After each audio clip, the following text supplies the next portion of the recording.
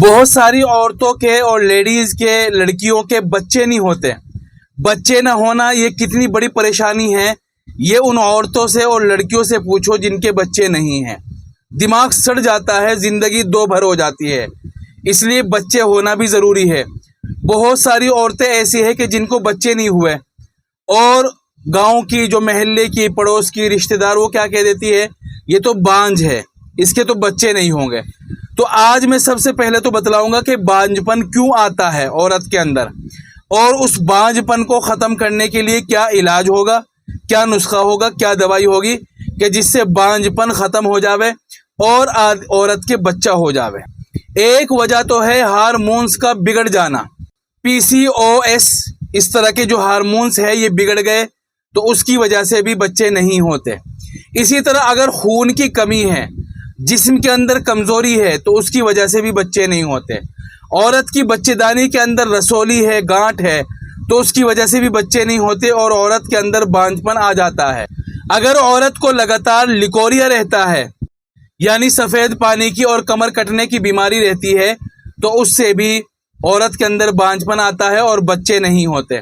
इसी तरह अगर बच्चेदानी कमज़ोर है, तो बच्चेदानी कमज़ोर होने की वजह से भी बच्चे नहीं होते, बांझपन आ जाता है।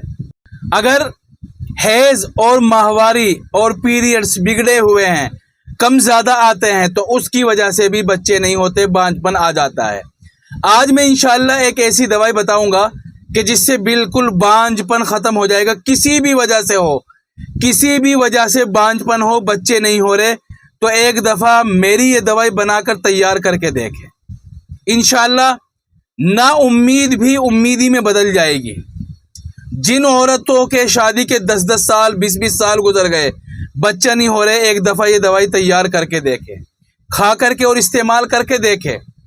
अब ये ना सोचे कि भाई मैंने तो बहुत महंगी महंगी दवाई खा ली, वो छोड़ दो सब, एक दफ़े मेरे कहने से ये दवाई खा लो।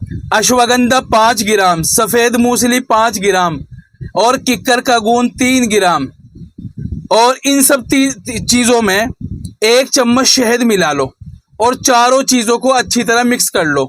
ये मैंने एक दिन की खुराक बताई है। लेना कैसे है, 1 चम्मच सुबह को, 1 चम्मच रात को।